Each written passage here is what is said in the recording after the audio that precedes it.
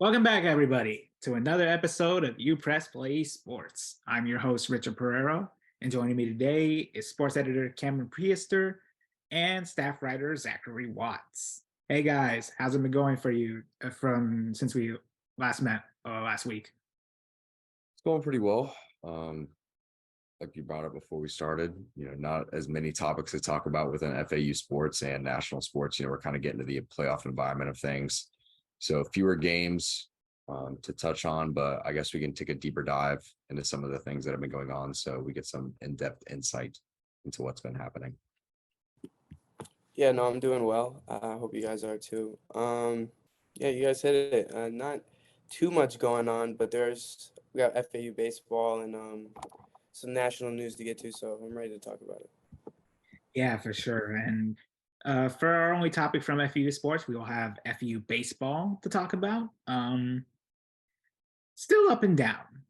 The best way to describe this is up and down. Last Wednesday, they took on the 17th ranked Miami Hurricanes and got their second win in their season series against them. After being down for most of the game, a great rally in the 8th and 9th innings allowed FAU to force extra innings. And before you know it, they walked off with the victory, a 7-6 win over the Hurricanes. And it was an inspiring win. I really enjoyed watching them come all the way back. And Jalen DeBoles had a massive home run to tie the game and force extra innings. So a great win for them, but unfortunately, they weren't able to keep up that momentum going to Bowling Green as they got swept in their 3-game series against Western Kentucky. The first 2 games, they had pretty good leads, and then the Hilltoppers just came back in both of them. The second one being more egregious because FAU had a 7-1 lead for a good chunk of the game, and then Western Kentucky came back again, and they were unable to do much in the series finale, which resulted in them getting swept, as I said earlier. So what are your thoughts on how the Owls were this past week? Well, doubleheaders are always tough to manage just because, you don't have any time off to kind of regroup or reassess where you went wrong. And it's especially hard when you're facing a team that's already beaten you before. So, to already mount one comeback in the first game of the doubleheader, especially when we had already had not a considerable lead, but, a good enough one, especially with our ace Cooley on the mound. Or no, he worked in relief, excuse me. But for him to be taken out and then they kind of took advantage of that, that it just kind of hurts. It's salt in the wound at that point. You feel like you had the game in your hands and it slipped by you. And then for game 2, you do what you had to do out of the gate. You thought you had everything right, but scrappy teams are going to find a way to put things together. And that's what Western Kentucky did. Despite our lead, they just found a way to get men on, move station to station and get runs in, and they just kind of kept the flow of that going. And you just got to give credit where credit's due. I wouldn't say there's much to do differently, other than just try to find ways out of certain situations. But that comes with trial and error. You got to find the right guys to put in the situations that you think will do you the best. And we just didn't figure it out this series, and that's fine.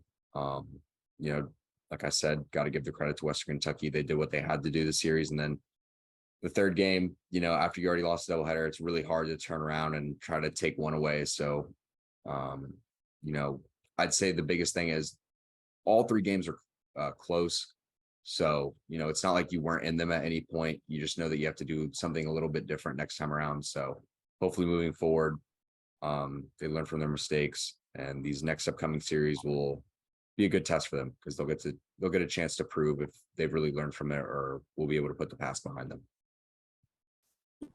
Yeah, no, it's always tough to get swept in kind of like the fashion that they lost in.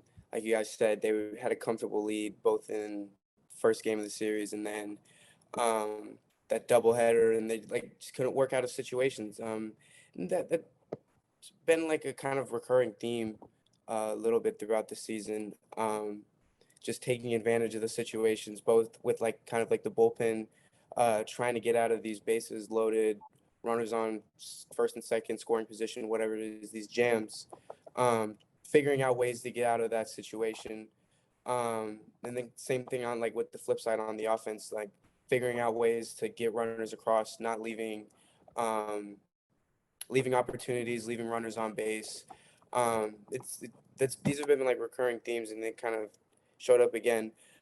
That is tough going to 14 innings after playing in the second game after playing an entire game earlier before that. So I'm sure that contributed kind of like the collapse a little bit in that second game. But this is like this is a good team. Western Kentucky is the scrappy team, like you said. So you're not going to worry too much about that. And looking at kind of ahead a little bit, a win against Miami tomorrow, or excuse me, today,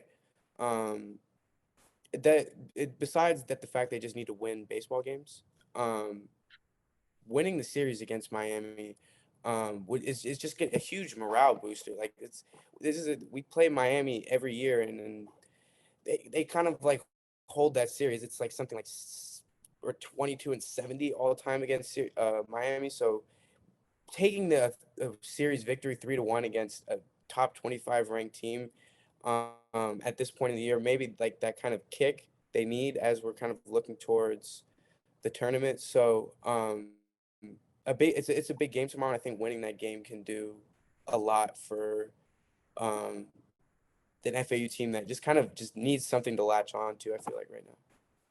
Yeah, really hasn't been besides the win against Miami, it really hasn't been a good stretch for FAU, having lost 6 of their last 7, which includes back-to-back sweeps and conference play.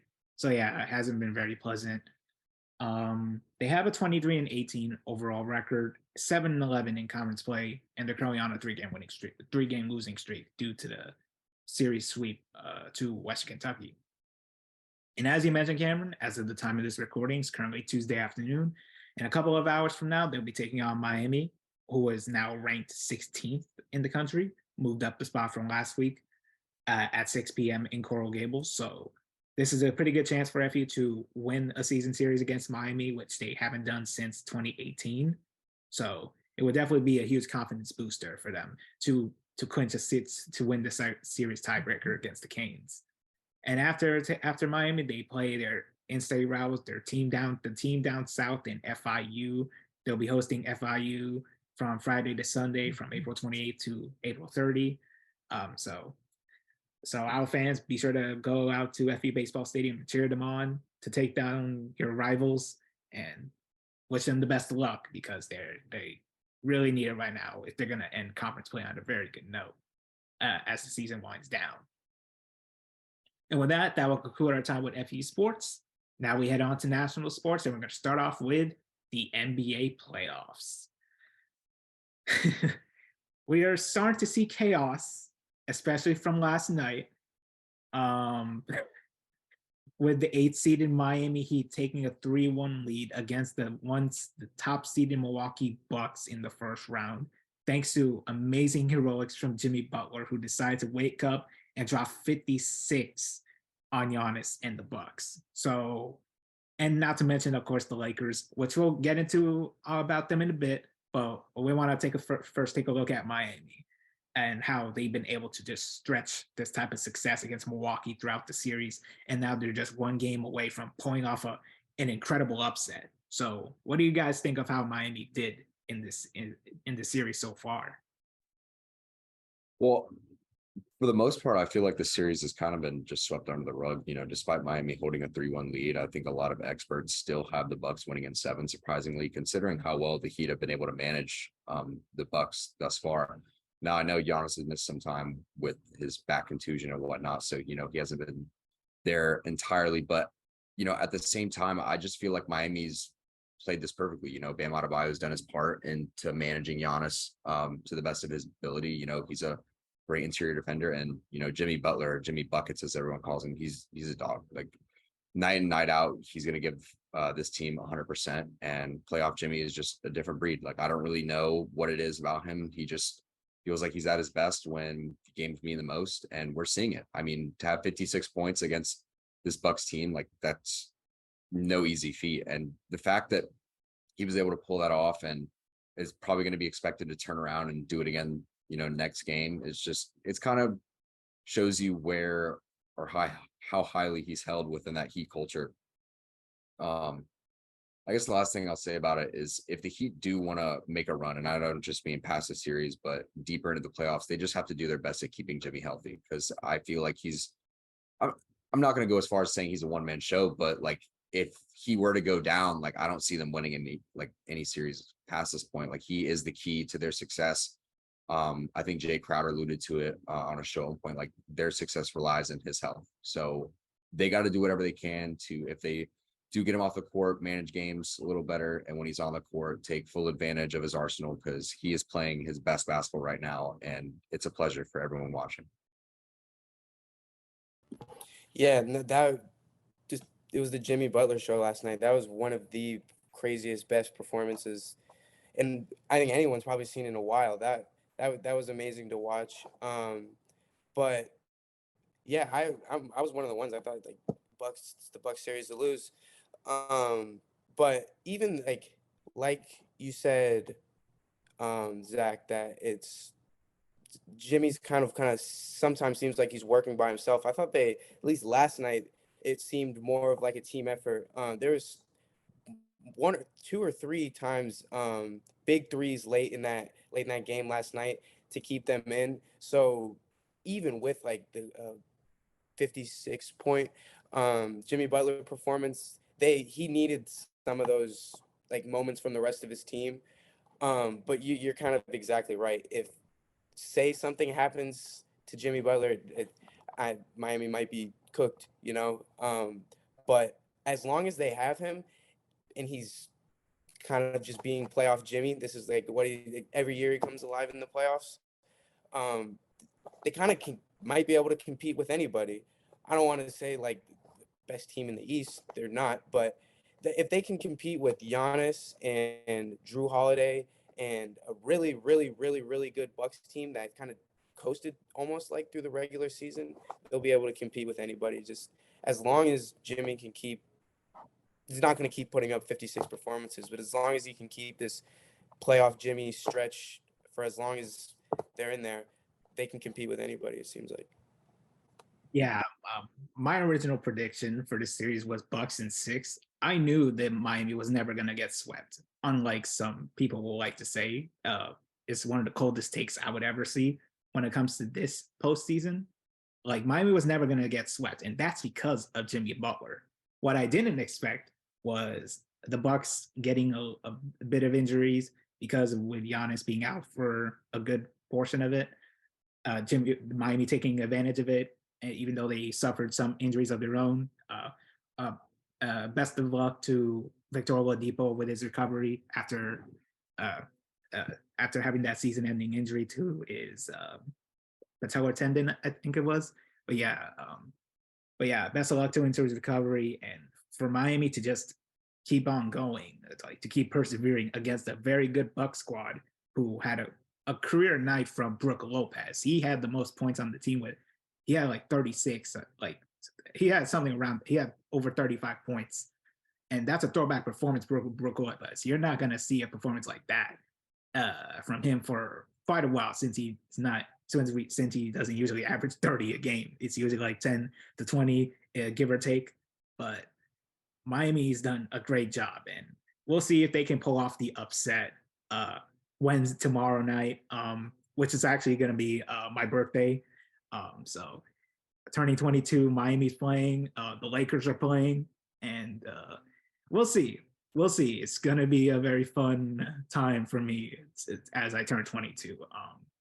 And speaking of the Lakers, we'll head on to the Lakers and Grizzlies series. And I'll say this. Nothing ever beats the original trash talk when it comes to LeBron and trash talkers. He met his original with Lance Stevenson when the Miami and Indiana went at it during 2013, 2014. Well, 2012 to 2014, actually. But Lance Stevenson was the original trash talker, and he was actually pretty good. Dylan Brooks, on the other hand, exactly. This is not the trash talking we were. This is the type of trash talk that does not get backed up and actually gets dunked on literally by LeBron James, especially with his 2020 performance with over 20 points and over 20 rebounds as the Lakers go up 3-1 on the 2-seeded Memphis Grizzlies. The Lakers are a false 7 seed, and we completely understand that. If they had this squad that they have right now, they'd be a much higher seed than they were to start the season. But the Lakers have done a great job just pulling through, persevering through the tough times that Memphis would give them throughout the course of the games, throughout the course of the games so far in this series. And LeBron's just shown that no matter what, even as he gets older, he's not going to stop. And he proved that when he just basically told Dillon Brooks to sit down and get in the weight room. And then near the end of the game, getting that and one and just flexing to the crowd, screaming, no. But yeah, what do you guys think of how the Lakers have done so far against the Grizzlies? Just giving them probably the hardest time in their lives, as we could assume that the expectations are getting to the Grizzlies mentally. Well, I think Dillon Brooks, in the most unexpected fashion, just attempted to become public enemy number one. I've never heard anyone in my life say I don't respect anyone until they give me 40, despite not once in your career ever surpassing, I think, a 30 ball. So that was really interesting. I dream big, I guess. And it was just kind of mind-blowing that, like, I had the Lakers winning the series anyway, but just after those comments, why put a target on your back? Like, you're already the better seed. Like, you don't need to add any extra fuel to the fire. Like, the dude's 38. Like, he could probably beat you when he's 45 too, but like, he's 38. Like, you really don't need to like do any more than you already were. And the fact that he's tacking on ejections because he can't keep his hands to himself, the fact that he's a smaller defender and just cannot guard up to a bigger, better athlete, like, it's just kind of a joke. And I feel like it's more angering because this is a really quality team in Memphis. I know they have some injuries on their roster that are kind of hindering them. I know Jaw's dealing with the wrist, but it's kind of hard to say that when he went there and dropped like 45 plus given his injury. So it's not like he's like extremely hindered in his performing abilities, but I don't know. I just feel like the Lakers overall have what it takes to win this game. They or not the game, but the series overall. I don't really see anything that Memphis can bring to the table from here on out that's going to be like a surprise. It's more just so about like making sure you can handle Ja Morant, keep Jaren Jackson in check, keep the role players in check, and let Dillon Brooks run his mouth, because at this point it just seems to be like he's shooting himself in the foot at this point. I mean, it is entertaining, don't get me wrong. It creates storylines for us to talk about, but at the same time, like, if he could at least back it up, like if he dropped like a 20-point performance, I'd be like, all right, this is worth entertaining. But you scored like 6 points on 13 shots. Like, and he scored double digits last night, but he had a moment in the game where he got blocked by Anthony Davis, and then not a bit later, he airballs a corner three badly. Yeah, like, I really don't get it. I guess some people would feel like they perform better when they have a target on the back, or like if they're perceived as hated. But he's not proven it to me, and I don't think he's proven it to anyone else. But I guess that's one way to be remembered in history, because when you go back and talk about sports and you think about some of the antagonists in the sport, be like, oh, you remember that random stretch of one year where Dillon Brooks decided to open his mouth and become the most unlikable basketball player to step foot on a court? And they're like, oh yeah, I remember that. And then you will never talk about him again. I think the dude has, like, I remember they put up a graphic and it was like LeBron's resume against Dillon Brooks, and it was like, 5,000 points, 2-year all-time NBA scoring leader, 0 finals appearances compared to like 10. Like, it was just like a slap in the face of Dillon Brooks. And I just thought it was so funny, because I was like, we didn't need to go there. Like, we don't need to state the obvious, but it's still kind of funny to see that if you're willing to get petty, like, as a professional organization, they can be petty back. So it's good to see that side comes out during the playoffs. As far as Dillon Brooks, I'm not mad at him for like talking trash. Talking trash is good and cool. That's true. It's not, but it's not cool whenever you say like something really out of pocket like that, like, oh, I don't care, he's old, and then you kind of just field one of like not worst playoff performances after talking like that. And not only that, kind of just the way he went out with hitting him in the groin. That's not good. If you're gonna talk like that, you have to you have to perform better than that. But looking at last night, it was just kind of like a classic LeBron moment, him taking over in that towards the end like that. And I don't think the Lakers exactly won how they wanted exactly to win. How they Right. in game one where they're you know getting contributions from dang near everybody in the rotation. I want to say it was Reeves that led him points, Really hot. but I think it was last night that. For the first game, yes, it was Reeves. No. I'm saying last night. Austin Reeves led, if I'm not mistaken. That's Austin Reeves did anyway. good. He had 20 plus points, and D'Angelo Russell, before he fouled out, he had 3 consecutive 3-pointers that really helped Right.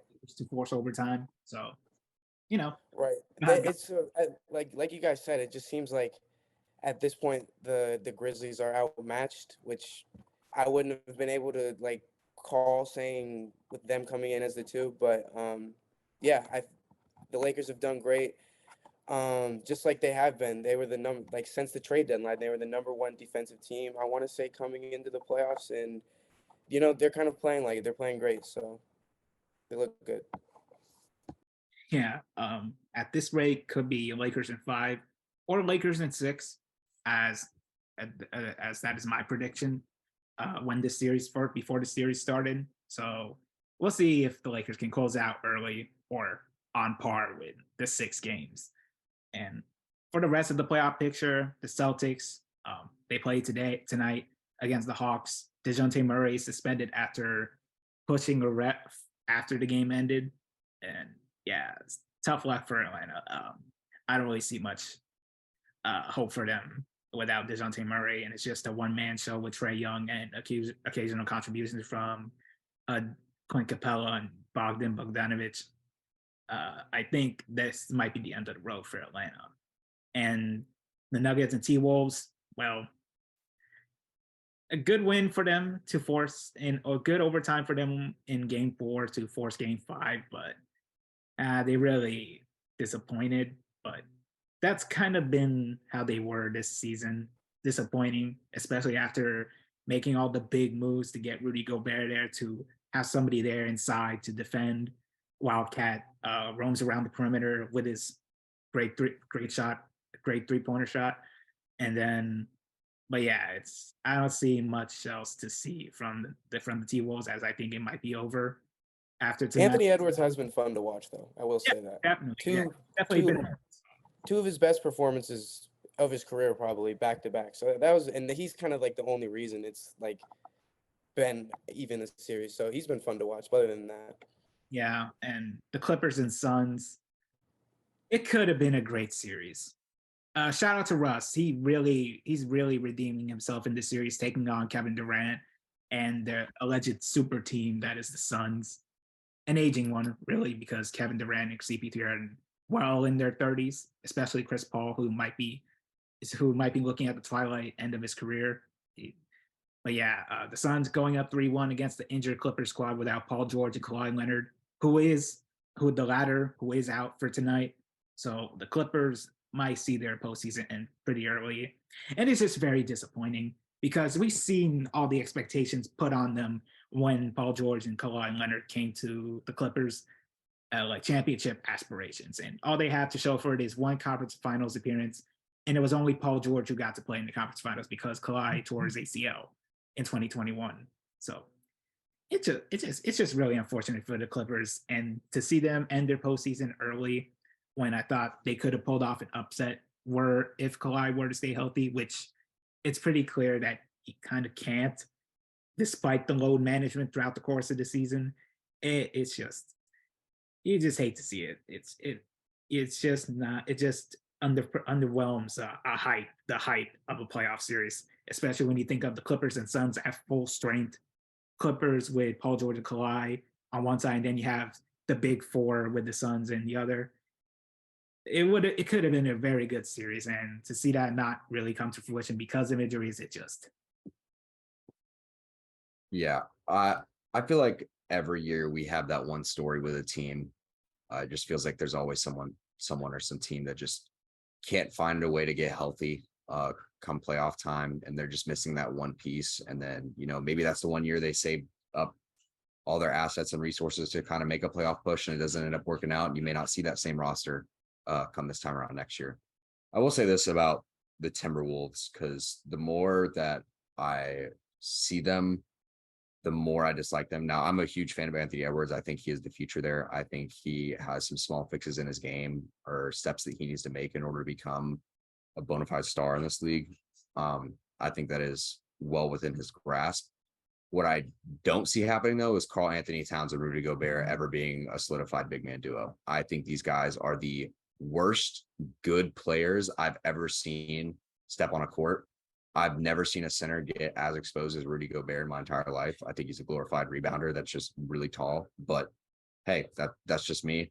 And Karl Anthony Towns, I just wish he would play like his size indicates. It seems like he feels like he's the smaller man out there. Like he gets pushed around by like forwards.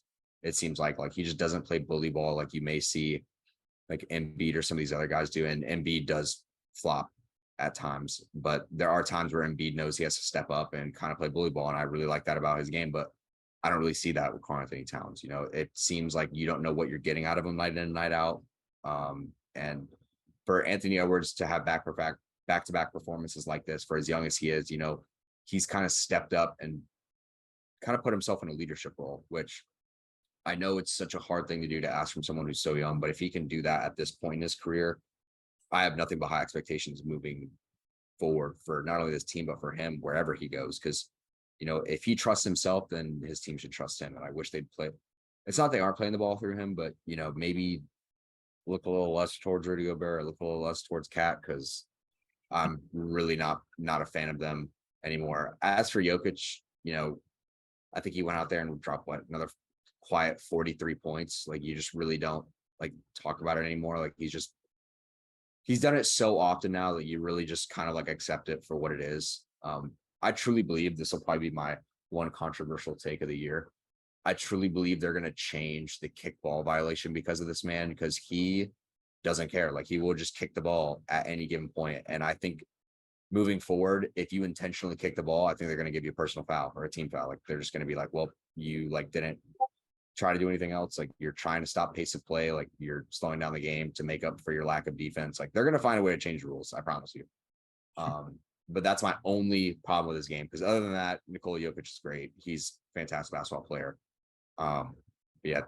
And then I think the only other game I left out was the Celtics, but we don't need to talk about that. That's a gentleman's sweep. They gave them a nice one game, and then they can send them home with their nice playoff appearance.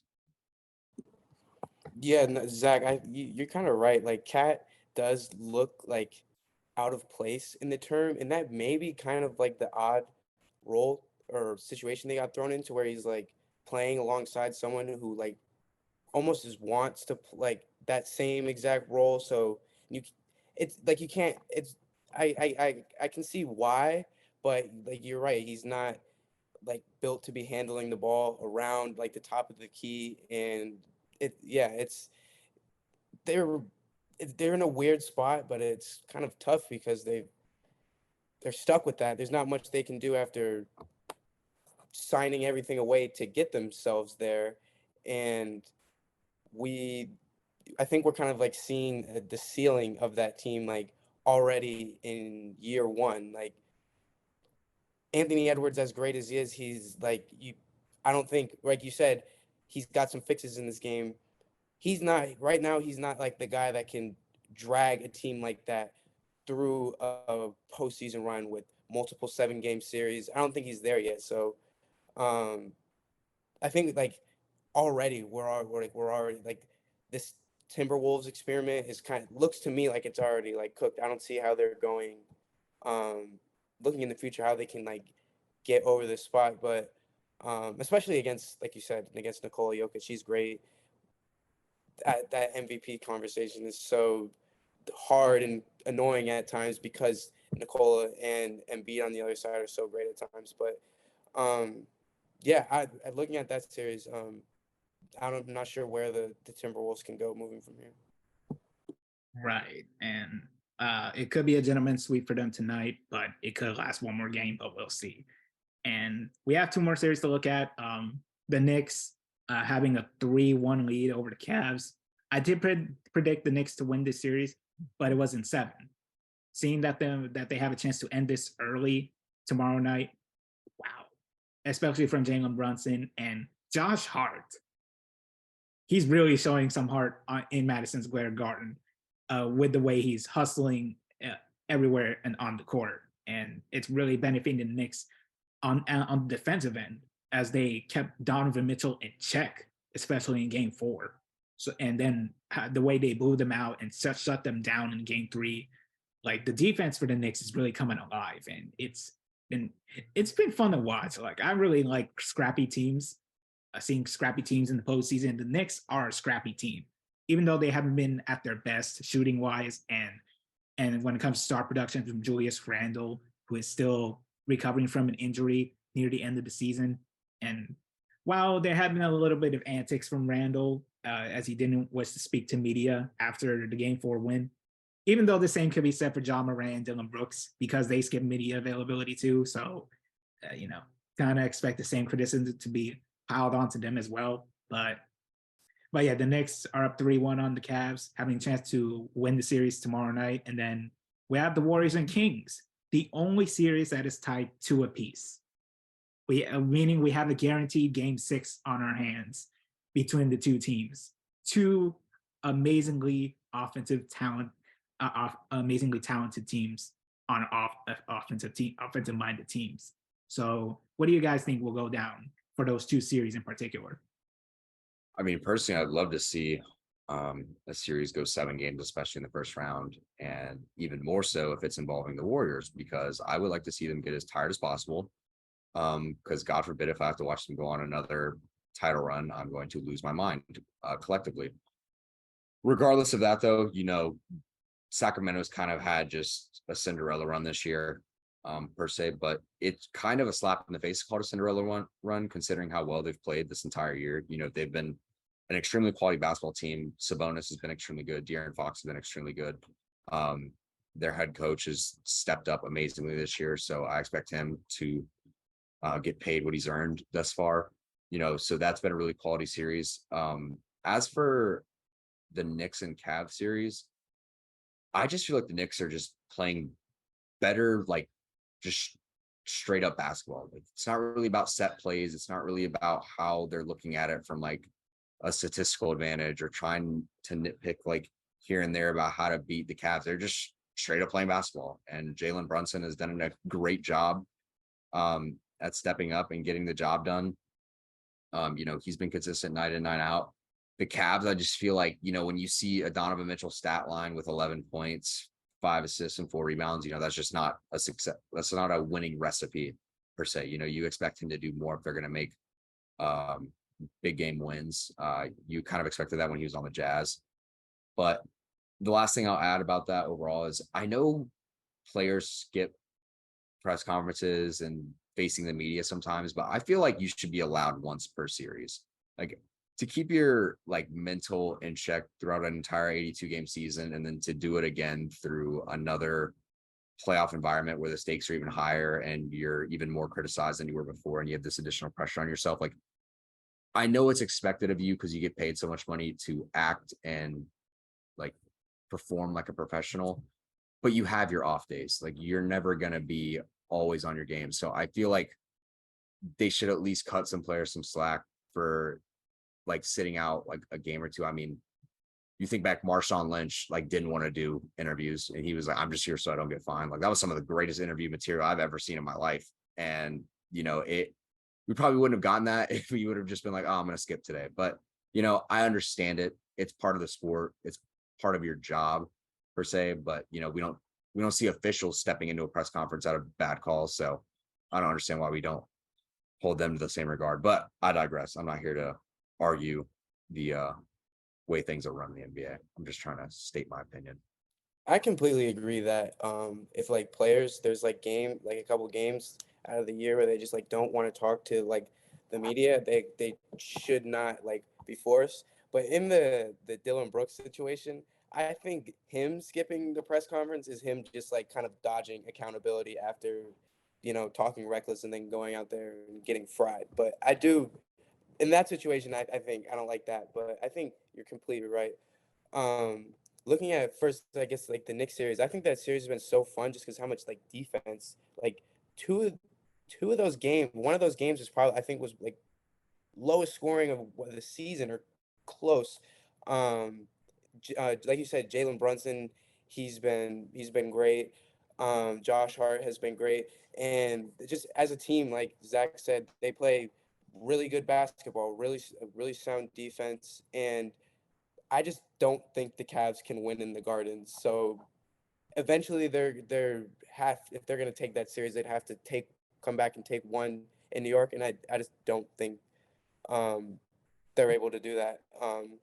And then kind of on like the other side of the country in Golden State and Sacramento, um, I I said it last week. I said it like that series when we were talking. It was like really bad vibes for the Warriors, but I really think Sacramento messed up by not taking one of those in um, in Golden State. Hmm. I I I don't want to. I feel don't want to choose playoff Curry. I don't want to like take out playoff Curry. I think if he can lock in and take it over that series at any point, and like you said, not to discount um, Sacramento because they've been one of the best basketball teams all year. That's why they're kind of the position they're in.